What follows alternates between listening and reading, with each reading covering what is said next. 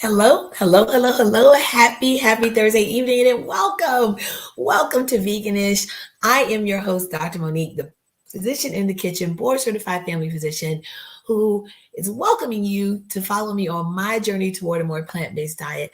I'm so happy to be with you once again. If it's Thursday, that means it's time for Veganish, so we're going to get into it. How are you doing, Mr. Ellis? How are you today? I am doing great. I am excited. We've been off a couple of weeks for a myriad of reasons, but I'm excited to be back, and so I'm hoping to see some of our regulars and some of our new folks. Some new Yes, folks joining definitely. us. So pipe in. Let us know where you're watching from. That's right. That's right. Yes, we do rep your city. Rep your city, rep your zip code, rep your country, rep your continent, wherever you're watching us from. We thank you. You could be doing anything else with your 30 minutes, but we appreciate that you are spending time with us. First up is Ohio. Tina in Ohio. It's so funny, right? Because it's usually either the Midwest. It's like we kind of go neck and neck. We either get the Midwest or the West Coast or the East Coast. So Ohio wins tonight. Thank you so much for watching. If you're watching this live, or now that you're watching it live, go ahead and tap somebody, say, come on in this house and fellowship with us. We are giving some good information and we love to just share stories here and talk about ways that we can move toward a more plant-based diet. So, all right, Maryland's in the house, New Mexico. I love it. I love it. So for a few housekeeping things or just some kind of in the news kind of thing. So it's December. And as Ella said, we've kind of, been apart because, this month you blink and it's gone, right? It is Mhm. gone. So it's already 17 days till Christmas. So I hope it's crazy. It's crazy. And for me, it's double crazy because my son's birthday is Monday. He's the 12/12/12. And so I Okay. got birthday, then Christmas. And so, but I hope you all are taking time in the midst of all the hustle and bustle, please, please, please take time to recharge yourself. We talked a few weeks ago about how to get through the holidays without the bloat and without the regret, right, of overdoing or overindulging. So please take care of yourself. Hydrate. I've got my water. Hydrate Also because in these party in the party season, COVID is still out there. COVID, So we have the if you're triple not, demic. It's not just yeah, COVID. yeah, so we got flu numbers are going up. We've got RSV out there, and we got COVID. So Yeah. please protect yourself. Go out. I mean, I'm not telling you not to go out and have fun, but what I'm saying is protect yourself. Wear a mask. If you feel comfortable getting vaccinated, get vaccinated. But please protect yourself because we don't want to lose anybody in 2023. No, we want to go into 2023 strong. And speaking of protecting an immune system and all that, I last the first a week ago was World AIDS Day, and so we had some wonderful programming on for that. But it was also National Eat a Red Apple Day. I didn't know that. I didn't know that. So I'm gonna mark my calendar. So next year I've got my red apple ready to go. But I wanted to share with you some of the. I mean, we always heard that apple a day keeps the doctor away, and so there might be some scientific proof to that. But some of the health benefits of red apples: great source of vitamin C, which is great for your immune system. Right? Talking about eating the whole apple, like the skin as well, because there's a lot of health benefits in the skin of fruits that have edible skins, fruits and vegetables that have edible skins. Of course, it contains soluble and insoluble. Oh, am I frozen? Okay. Contains fiber. It has anti-inflammatory properties, increases brown fat. We talked about that before. That's the fat that's like a little bit more metabolically active. And Mhm. so that's a better kind of fat for us to carry. Improves bone density and it improves your metabolism by increasing calorie burn. So all good things. Um, this nutritionist that I'm quoting actually does recommend um, organic when you can. So, sometimes you go in the store and you're like, what should I spend the money on, right? Because organic is usually much more expensive.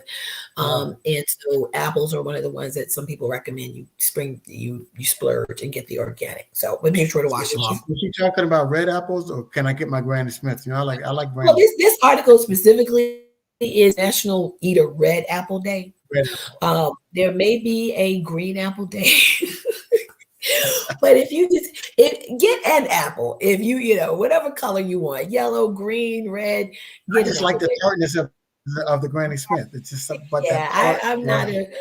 I don't like that, but I just made my dad for Thanksgiving. I made him an apple pie from scratch, and so we use Golden Delicious apples for that. But sometimes people put a little, Granny Smith in there to bump up the flavor a little bit. But anyway, now mark your calendars for next year. December 1st, National Eat a Red Apple Day. So let's see who has come on in here. We've got Chicago, we've got New Jersey, Queens, New York. That's where my people are from. And another Queens. I love it, love it, love it. Thank you so much. I've got family in Jamaica, Laurelton, Queens. So thank you so much for watching. Well, this is the fastest 30 minutes of my day. So we're going to get into the topic for today. And I've got my lovely assistant, not Vanna White, who is going to share the slides. So I came across this article and I was like, I think this is something really good to talk about because A, people may not have heard about it, or B, they've heard about it, but they don't really know what it is. So it's my job to introduce you to more plant-based sources. And the key thing too is variety, right? Because you don't want to get in a rut. When you're trying to make changes in your diet or make lifestyle changes, one of the killers of success is St. Albans, Queens. I love it. If one of the killers of success is the rut, the monotony, people feel like they're doing the same thing. If I have to eat one more bowl of rice, I'm going to hurt somebody, right? So by introducing you to this food, to these ancient grains, this hopefully will be something you can put in your pantry. And you can kind of start to add into your rotation. Because I've been experimenting with a couple of these, and I have to say I've been pleasantly surprised. So we're gonna get into that. So 7 ancient grains you should know, according to Dr. Monique. And hopefully you will develop or discover a new one, a new favorite, at least one, and start to incorporate that. So let's just kind of do a quick overview of kind of what's so important about these grains. So they're called ancient. Does anybody know why they're ancient? I mean, the answer is there, but I didn't know that. They're called ancient because they've been grown the same way for hundreds and hundreds of years. So they're not genetically modified. They're not bred, or engineered. So that's why they're called ancient, because they're intact from what they were like before, versus certain corns and rices and the way our food is produced now. They, as a class, tend to raise your good cholesterol, your HDL, and lower your LDL, which is your bad cholesterol, and triglycerides, which are blood fats that we get from our food. California is here, Florida is here, Houston, Texas is here. Love, love, love it. Thank you all so, so much. They contain more fiber, B vitamins, zinc, and omega-3 fatty acids than processed or refined grains. Because remember, we talked about before, that outer bran gets stripped off, and that's where all those nutrients are. So when you got your white rice, your processed grains, all that's being stripped away, and that contains those B vitamins, fatty acids. And so when you're getting the whole grains, you're getting that as well. Because of that, they help prevent chronic diseases like cancer, heart disease, and diabetes, inflammation in general. And when you're making your plate, because we talked about a healthy plate before. So, a 9-inch plate for adults, 7-inch for children. But if you're trying to cut back, as an adult, you can certainly do a 7-inch plate. About a quarter of your plate would be comprised of these complex starchy grains. And they can be used in a variety of things, from appetizers to desserts to salads to smoothies, risotto. Some of them do well in a risotto. And because they're complex and have high fiber content, they can help you feel full longer, which leads to less snacking and eating. And guess what? Can lead to weight control. So lots of great benefits. Of course, asterisk, if you have gluten issues, then some of these may not be for you, but we're going to talk about some that are gluten-free. So, Ellis, are you ready to get into it? What questions? I see that brain spinning. I'm ready.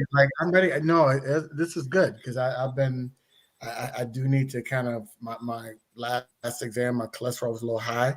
So I'm liking to hear that this could lower the bad and elevate the good. So I am really excited about hearing that. So I'm going to eat some of these grains. I'm going to mix it, make some bread or something. I got to figure out how to incorporate it, but it's and as we go through it, I hope you'll see it's not as hard as you may think. So let's go ahead and get into the first one. We're going to talk about 7. Now, there are more than 7, but these were the ones that I found, and we'll talk about what these are. So the first one is spelt.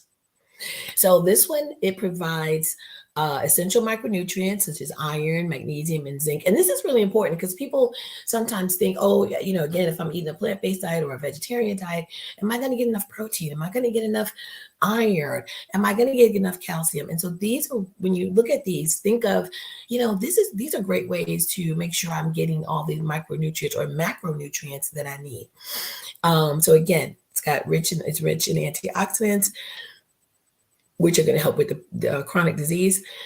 And the taste is kind of nutty. And most of these are going to have like a nutty taste, kind of sweet. It can be a little sweet and similar to a whole wheat.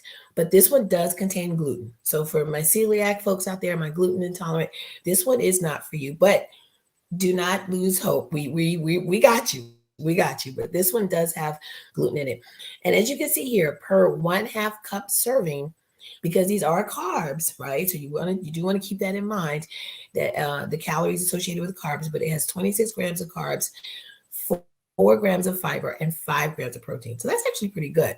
If you're trying to, again, getting towards your protein intake for the day as a vegan or a vegetarian, this is a good source to have on hand. All right, that brings us to bulgur. So bulgur, again, has a nutty taste, a chewy texture. And names these things, man. I don't know. But remember, they're ancient. They've been around for a long time. So, the country they were found in or something, I don't know. But yeah, these are not my names. So oh wow. So we lost out. So yeah, her connection is we'll get her back. But yeah, while bulgur. Wow. But look at, I'm thinking in terms of if you're eating an overall plant-based or strictly vegetarian diet, you notice in each one of these grains, there is protein, right? So a lot of times people say you become a vegan, you cannot get the protein. Well, guess what? You can get the protein from these grains. And so as we got Doc back, the devil is busy. My main computer died earlier today, and now the internet is acting up. But we're gonna keep going. If I have to jump on my phone, I will. So bulgur is next. It tastes nutty, chewy texture, and this one actually cooks faster than some of the other grains. And that's something I have to remind myself, because I have texture issues. And so if you're cooking these and expecting them to feel like white rice, it's not the same, because again, right. white rice has had all this outer fibrous fibrous material stripped away. So these have the fiber, and so you do want to cook these a little longer. But bulgur actually cooks pretty quickly. It helps to lower the cholesterol, helps with blood pressure, and because it does have high fiber content, can help with constipation and help prevent hemorrhoids, because hemorrhoids are often caused by straining. And so does anybody actually, let me ask a quick question. Does anybody know what hemorrhoids are? What are hemorrhoids? Like, what are they, like, anatomically? What is a hemorrhoid? My mother used to call me a hemorrhoid when I was growing up. So I knew it was bad. Put in the chat who knows what an actual hemorrhoid is? I think you'd be surprised. Any takers? Any takers out there? Bueller? Hemorrhoids are actually veins. They're actually veins. And so what happens through constipation and straining and obesity, things that increase the intra-abdominal pressure, it dilates those veins in the rectal, in the anal area. So they are actually, yes, inflammation of blood vessels. So good job. All right. So bulgur, this one has less carbs, fewer carbs. So 17 grams, 4 grams of fiber, and 3 grams of protein. Y'all are smart. Everybody. They are. I hope y'all not experiencing. Y'all just know what it is. I hope y'all didn't experience a hemorrhoid. Yeah, you don't want to. They're not pleasant. They're not pregnant. Pregnant women who've had them, they can tell you they're not pleasant.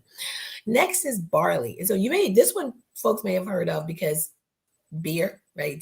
Yes, beer. This is one I didn't know this one. Yes, because of the beer. But again, this one has a sweet, slightly nutty taste with a chewy texture. And this one is interesting because this one actually they recommend you might want to soak this one because it'll help your body absorb the nutrients it contains a little bit better. Great source for multiple vitamins and amino acids. 22 grams of 3 grams of fiber, and 2 grams of protein. Yep. So barley is another one to keep in mind. But again, this one has gluten.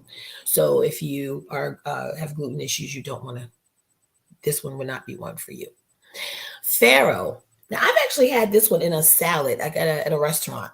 I've not cooked it myself, but farro is a good one. It tastes like cashews. It's got like a cashew taste, chewy texture.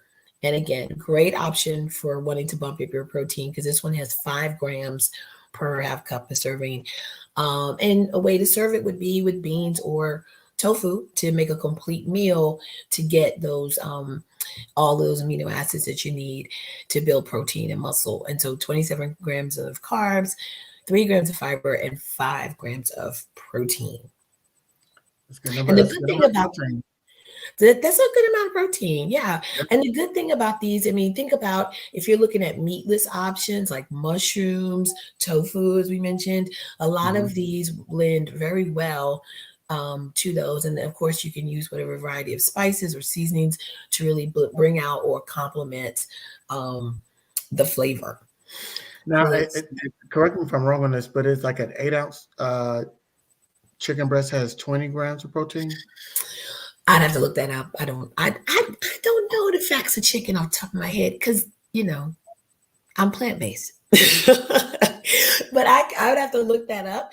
But yeah, and that's kind of, you bring up a good point though, because that's kind of what we've been conditioned over the years is that you can only get adequate amounts of protein from eating animal sources.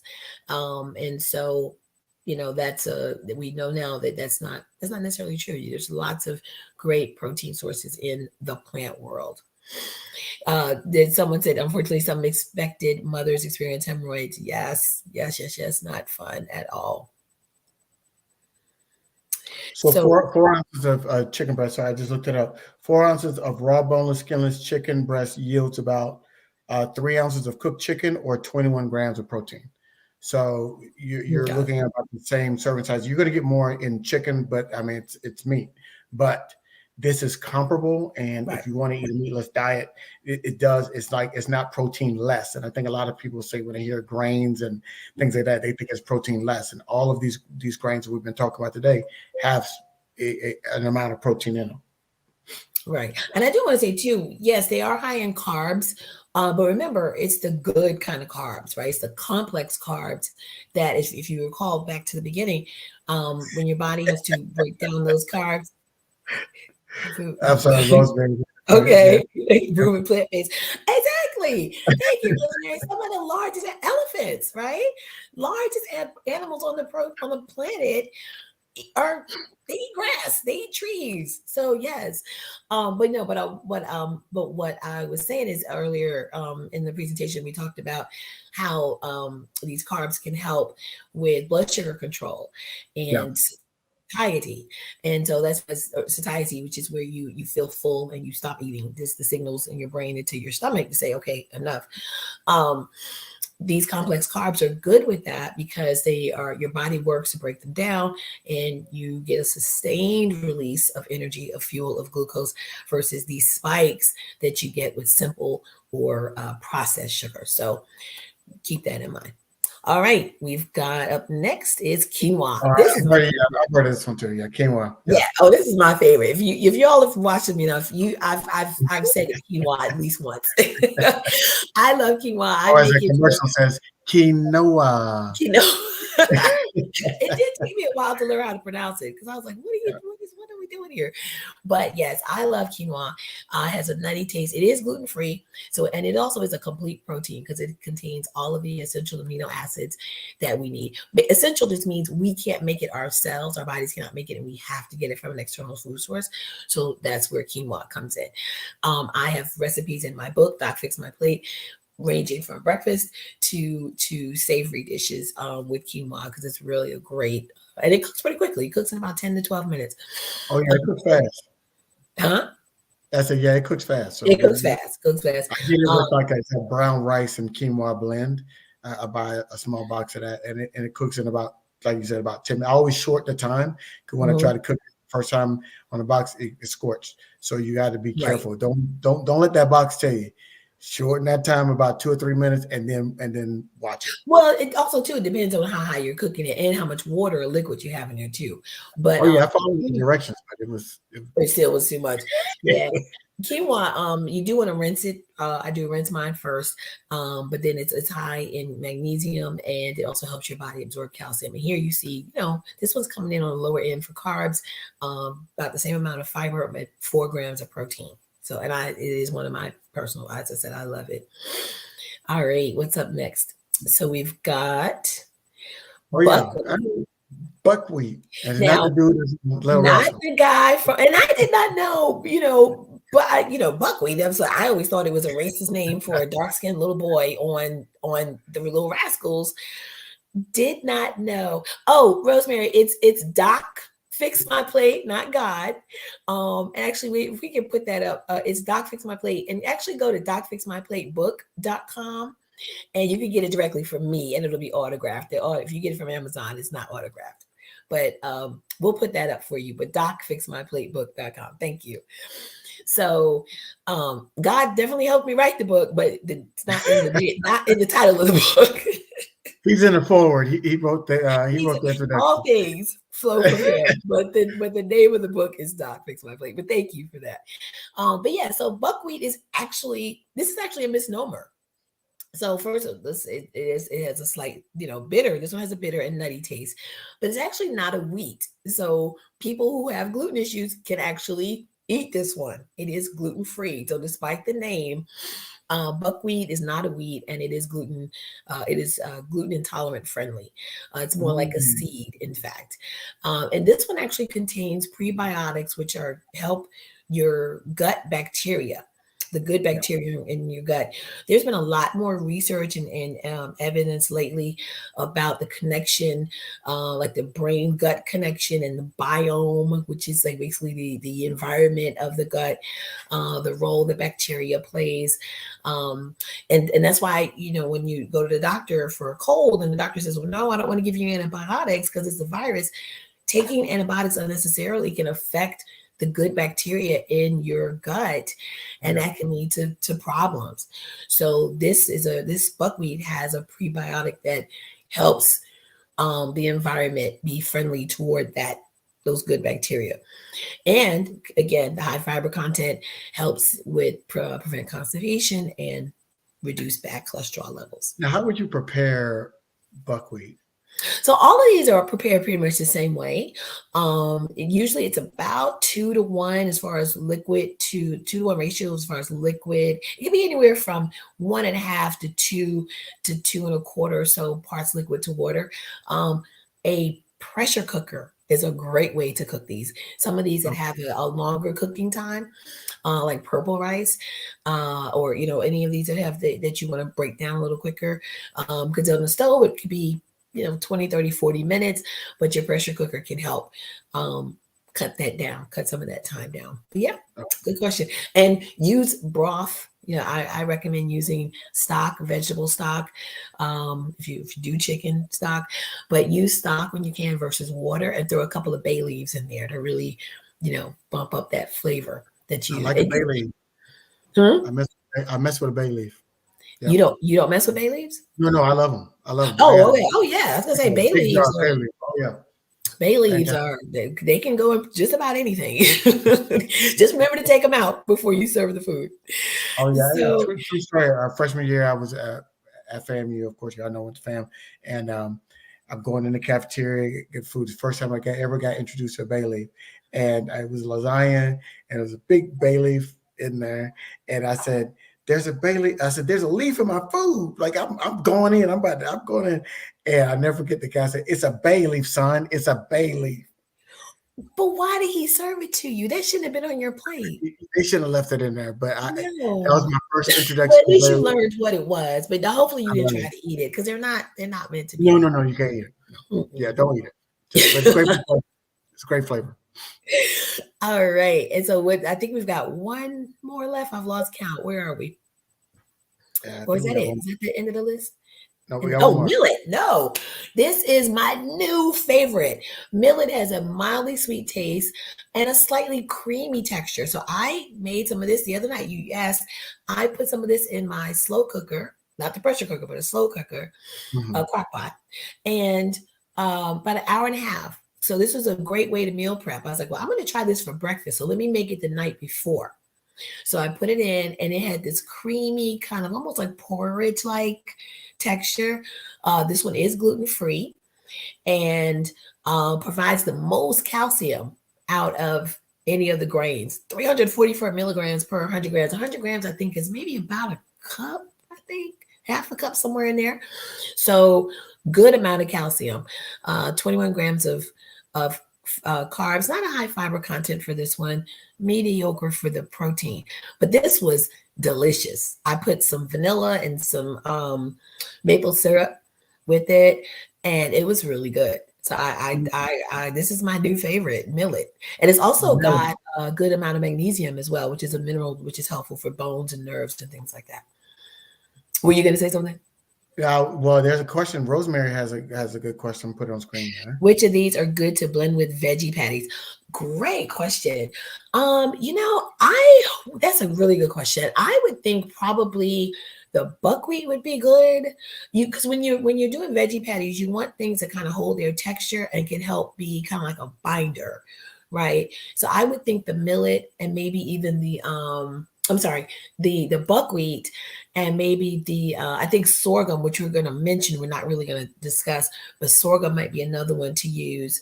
I use actually purple rice as a binder in my veggie patties. There's a recipe in the book, and so, but that's no, that's a great question. Just natural plug there. I can't help it. All right, so we're coming up on our time. I told you this half hour goes so fast. Um, we do have a few honorable mentions as well. Let's see. I think we've gotten through the main set. So yes, so amaranth, which is to me, it's kind of similar to millet. It's a smaller grain and cooks pretty quickly. Sorghum, chia seeds, a great egg replacement. This would be great, Rosemary, in a binder as for your veggie patties. Think about some chia seeds. They take on like an eggy like texture, like flax seeds. Chia seeds have an eggy like texture. In fact, they call them chegs.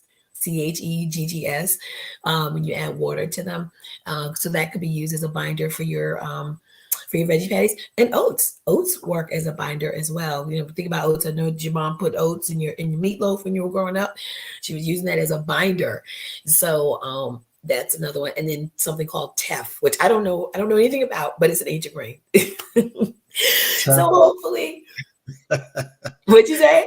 Steph, these names. Yeah, so I, so I heard somebody talking the other day, and they were talking about eating chia, and they said they eat a lot of it. They sprinkle it in their smoothies and all of. Oh, we lost it. So I'll tell the story without that. So and they sprinkle their chia in the thing, and they said the one thing they have to get used to is it looks like it's moving sometimes, and so that can be a little bit disturbing because it can look like little bugs. So you have to kind of get over that piece. But chia is supposed to be very, very good for you. And so yeah, so chia is good. I was telling them I saw somebody talking about eating chia, and they said that it looks like it's moving sometimes when you sprinkle it on things. The chia does, and they said it makes. Chia is actually a great way to increase your omega-3. It's a good source of fatty acids as well. Thank you, Marcus. I look forward to getting one out to you. Rosemary, does that before we sign off, I just want to make sure that I answer her question about options for veggie patties.